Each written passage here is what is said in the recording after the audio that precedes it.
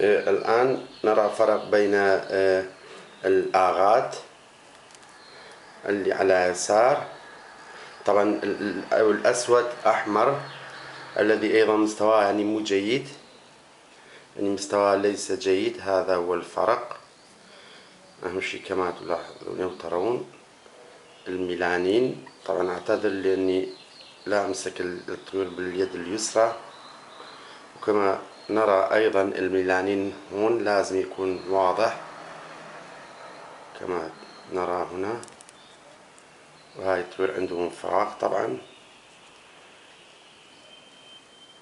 كما نرى الفرق هون. حتى مثل ما قلت هاي ليس يعني مستواه ليس يعني جيد. هنا نلاحظ وجود الميلانين هون على الصدر، وأيضا هون موجود لكن بشكل أخف. والآن نرى أرجل حتى نرى الفرق بشكل واضح.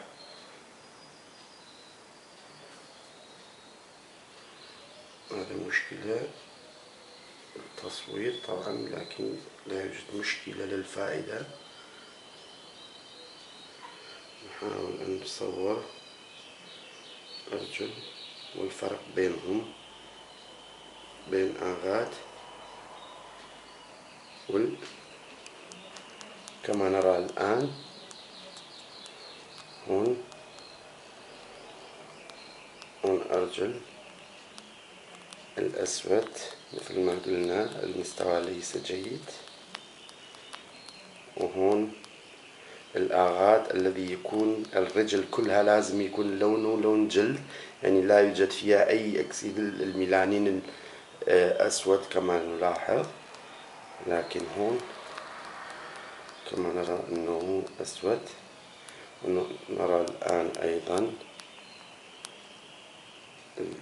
المنقار لازم يكون الميلانين حسب هذا الذكر أحسن هون. وهذا الأنثى كما نرى بسبب إطعام الفراغ نرى اللون ذهب. وشكرا.